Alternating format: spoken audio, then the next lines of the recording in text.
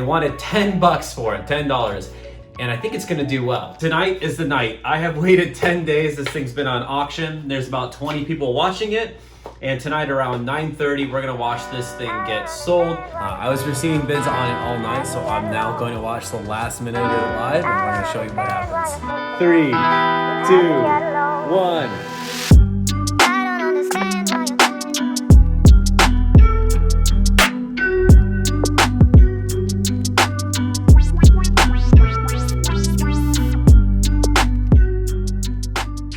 $310 plus shipping. That is what the skateboard ended up selling for. And it sold for $310. Pretty dang good. I'm sorry that I left you on a bit of a cliffhanger on the last episode, but I had to. So the skateboard that I bought for $10 at an estate sale ended up selling for $310 plus shipping. This is actually going international to Canada, to the buyer over there. I think I made a mistake on the auction. A little bit of a learning lesson for me, but the time that I had the auction ending was around 9:30 my time at night, so I realized that's kind of late for the East Coast or anybody in Europe. So if I could go back and do it all over again, I would have had the auction end maybe closer towards the middle of the day so that I could capture more of the East Coast. I think people were asleep. But again, I can't be upset about $310 on a $10 garage sale, estate sale item that I found. So we have one thing that we have to do with it. We're gonna box this up. We'll update the numbers. Where am I? Well, whatever. We're gonna box this up and we'll update the numbers over here. But before we do that, today's Tuesday. Something special is happening today. Today is the release of The Bachelorette. Yeah, Caleb, your favorite show. Before you judge me, let me just explain why I think guilty pleasures matter and why it relates to, let's say, for example, this skateboard. If there's anything that I feel like I've embodied really well in my 20s, it was that I wasn't afraid of my guilty pleasures. And I'm not talking about like explicit or illegal things, I just mean like the simple guilty pleasures. And maybe for you it's a genre of movies that you love or an artist that you're afraid to admit you like, but at the end of the day it's those things that when they're brought out publicly, you find yourself hesitating to admit that you like them. So why am I talking about this? You might look at the skateboard and think, who in their right mind would pay $300 for a beat up retro skateboard? But that's just someone's guilty pleasure. And if reselling's taught me anything, it's that there are a lot of things that people actively collect that you might be surprised that they do. And you might find yourself thinking, why would you ever be into that thing? But stop, and let me just suggest something else. If you look around, you might notice that there are actually quite a few businesses that have figured this out. And they've been able to capitalize on this part of you that just has to have that certain thing because you love it at its core. Perhaps my favorite example of this was when, during the peak of Supreme's popularity, they released a crowbar which was worth hundreds of dollars. Now, you could easily argue, was this crowbar worth hundreds of dollars? Well, no, it wasn't. And obviously you could go to Home Depot and find a crowbar just like it, but without the logo. But what Supreme figured out was that they could basically release anything with their logo on it because they knew that their fan base, who had a guilty pleasure for their products, just had to have it. So the lesson here is, before you are quick to jump on somebody and call them crazy, maybe think of it more like, how could I profit off this?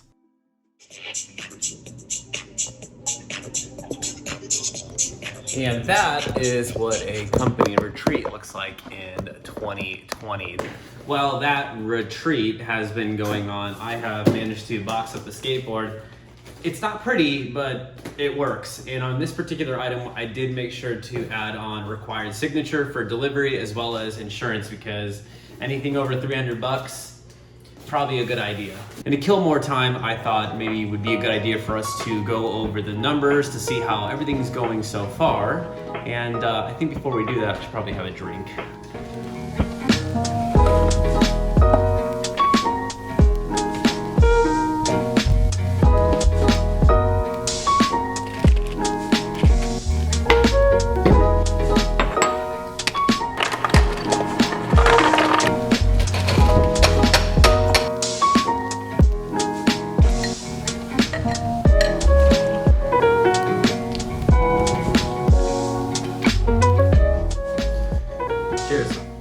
I didn't make that right, but it'll do the job.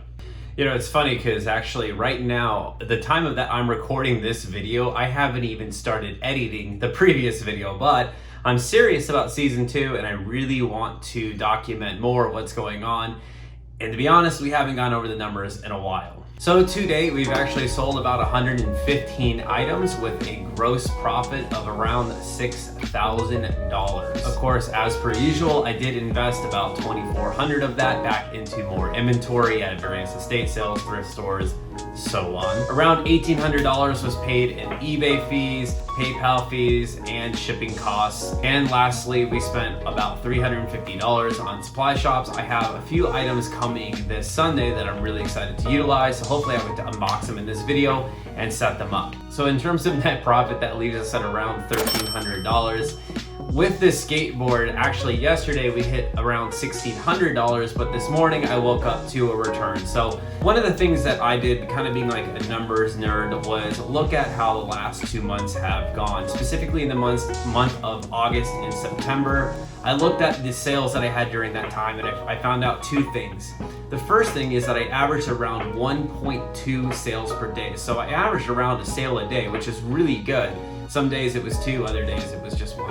And the other part of that is that the average net profit, so how much I made off of each one of those items, was around $21 each time I had a sale. Pretty good, but going to the months of October and November, what I want to focus on doing is having around, on average, 2 to 3 sales per day with a net return and profit of around $40 to $60. Okay, I think that's enough for the numbers for right now. As you can tell, the shop as well as this office is getting overwhelmed with both shipping supplies as well as products. So season 2, we're gonna start things off with a very much needed shop revamp.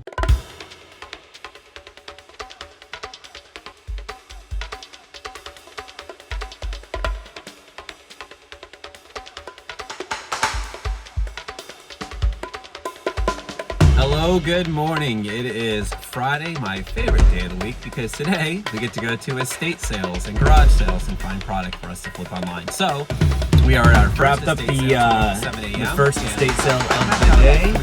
We picked up 2 things. We picked up this Need for Speed collection of video games. All right, stop number 2 was a bust. Very good. I'm not sure just started there. Nice, a lot of good stuff. Woo! That was a workout. May you never forget why you took up the sword. Rise, the knight of the realm.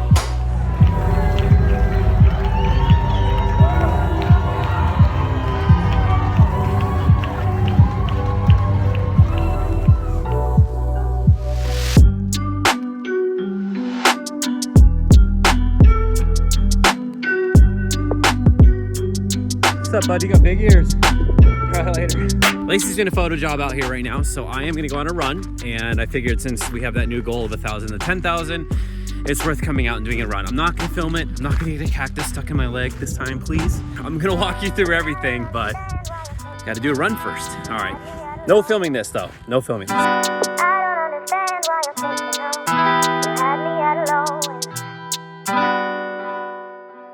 Well, guys, here it is. Here's everything that we need to get listed this week, because this is overwhelming. It's hard working a full-time job and then also trying to do this any free minute I have. We need to get this stuff listed. Now, what's cool about this is I also wanted to show you guys this. Oh, yes, finally. I've set up kind of like a makeshift eBay photo center where I can take photos of the items while I work. The goal is to simultaneously work today, as well as I'm gonna be taking pictures of items and getting them put into these bags right here to just kind of better manage my inventories. We're gonna be working today while working. But before we do any of that, first we need to